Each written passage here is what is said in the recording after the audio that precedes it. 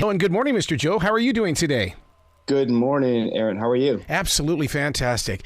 Man, before we even jump in, after experiencing this music, I just want to know what it's like to put the live show together, because I just feel that it's going to be one of those that we're going to talk about for a long time after we see it. Well, thank you. Are you referring, which band are you referring to? We're talking about Stratospheerius. Thank you. Stratospheerius. Thank you. Yeah, I wasn't sure if you were asking about Kansas or Stratospheerius. Well, yeah, I mean, wow. I mean, we always put on as intense a live show as we can.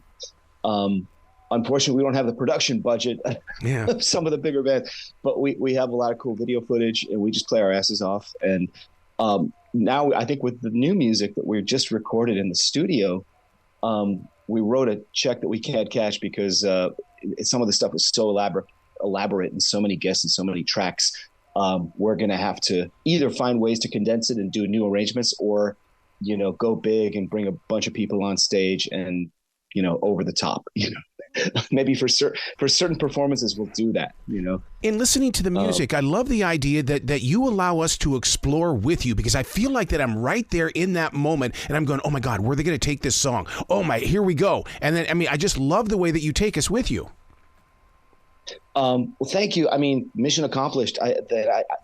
As a fan of music, I always, some of my favorite albums of all time just allowed me to transcend and became part of my DNA and inspired me. So all my goal, my whole life was just chasing that and getting other people to have that feeling with my music. Yeah. So, to hear you say that means a lot. It means a great deal. One of the songs that I really check into is Game of Chicken. I mean, I love the tempo of this song. And were you thinking about the potential of the listener being on the other side? Or is it something that is like, okay, this is what I'm feeling in this moment of now.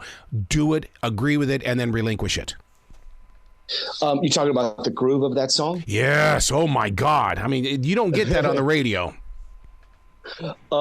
Yeah, it's I was just, certain things just pop in your head, and I was imagining that like kind of old retro 60s kind of thing.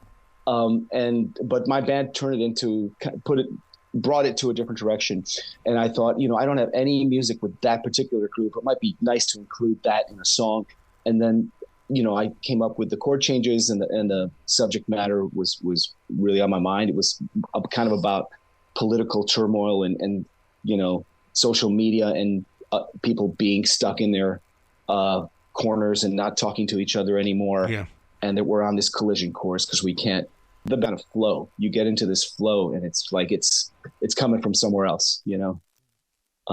So when I finished that one, I had a feeling like, yeah, people are going to dig this, I think. I hope. Building up that relationship with the Prog community. I mean, people all over the world get into this, and they'll travel over to UK just for a Prog fest. Yes, they will.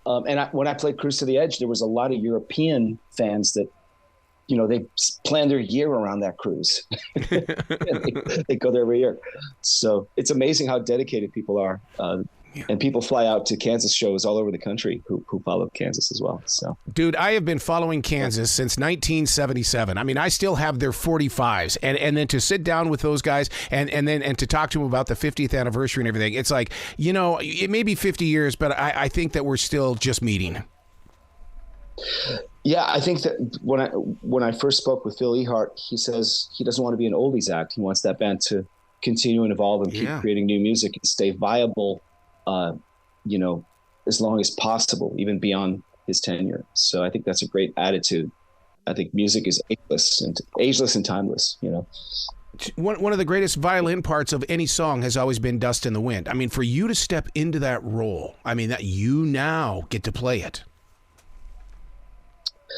Yeah, I try not to let it get to my head. I played that song a lot before I joined the band because people requested as a cover song all the time, but to play that iconic solo in front of all those people and knowing how much the song means to them and to the world is really unbelievable, and I try to honor it as much as I can.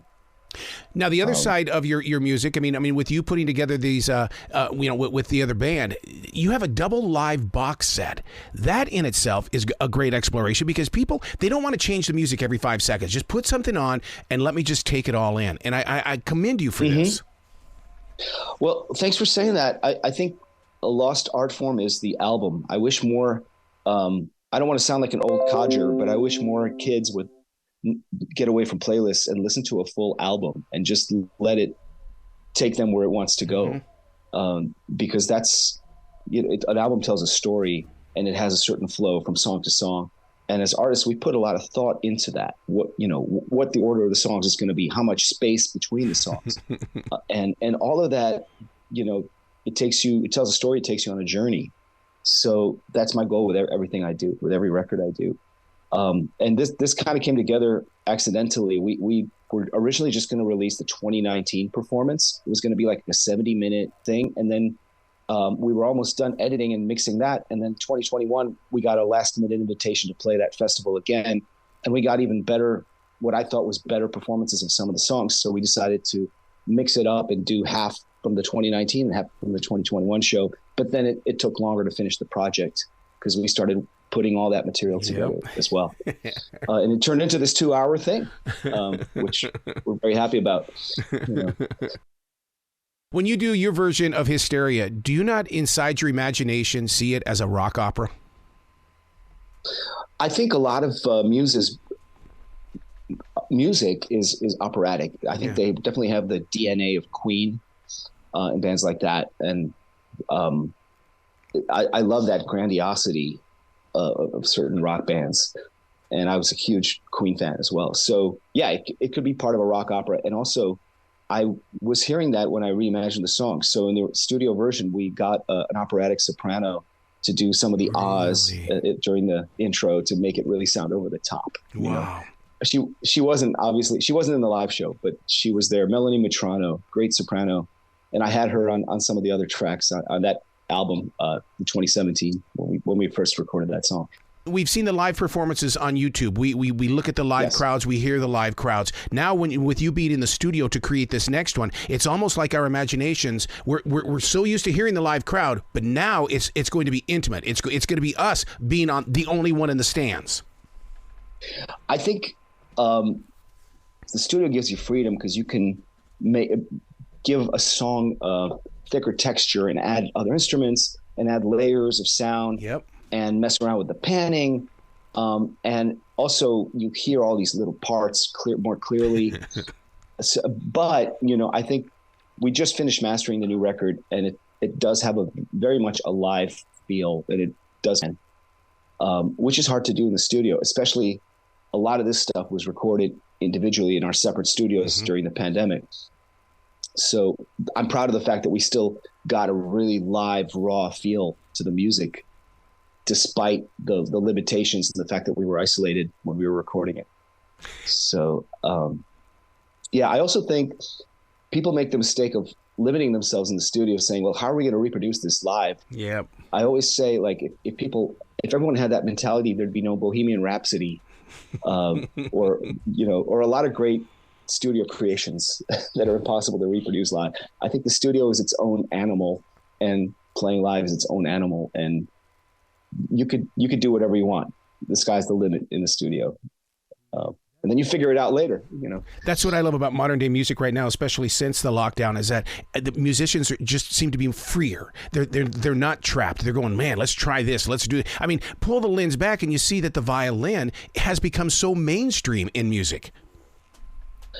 Yes. I'm so happy about that. It's to everyone's benefit. Because what's happening is more and more electric violin is less and less of a novelty instrument. It's more and more common. And,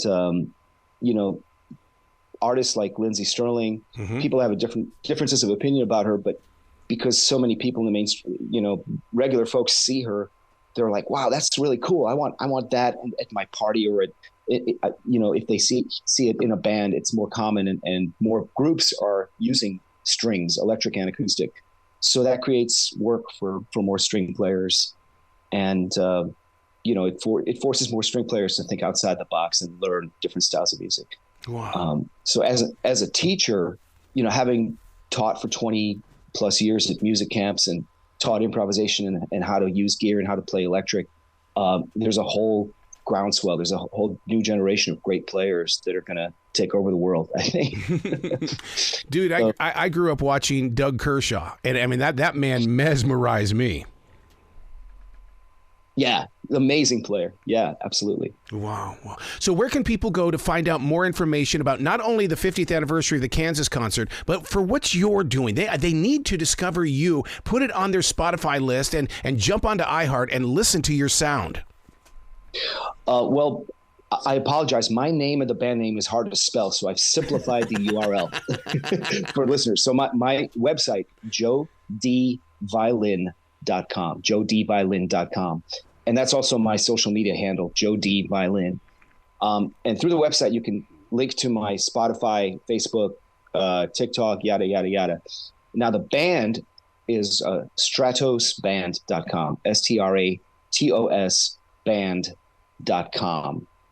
And if you go to our Bandcamp and type code ho, ho, ho, you get 20% off all the music, mugs, t-shirts, and everything. Wow. So that's until New Year's Day, that sale is available. So there's my shameless plug. Yeah, but you got to do it, though. That's what it's all about. It's about selling that merchandise in my book, man. Sell those T-shirts. Come on. Let me have that album cover. You got to. Well, I got to be honest. I mean, not everyone knows. It's very, very hard for musicians to make money on recordings anymore because streaming has kind of killed that revenue stream. Mm-hmm. So we rely on people buying T-shirts and mugs and actually paying to download our MP3s or buying physical CDs if they are still able to do that. So all of that helps us support ourselves. Wow. You know? And of course, playing live as much as possible. Mm-hmm. Do you find yourself bringing the Strat band into the Carolinas or anything like that? You going to travel around with them? Well, we don't tour that much because of my schedule with Kansas. It's very demanding. We mostly play regional shows. We have a show coming up at the Iridium in New York City on February 9th. And we're working on a few mini tours, you know. So I don't know what the future holds. I'd love to be able to tour more with this band, but it all depends on scheduling, you know. God, I could totally see you teaming up with symphonies across the country. That would be amazing. I've actually done a lot of residencies with high school and college orchestras on my own. And then we end up playing Stratospheerius songs with a local rhythm section and a big orchestra. That's always fun to do. Wow. Wow. Well, you've got to come back to this show anytime in the future. The door is always going to be open for you, Mr. Joe. I would love that. Thank you so much for having me on. Absolutely. Well, you be brilliant today, okay? You too, my friend, and wishing you a very happy holiday and Happy New Year.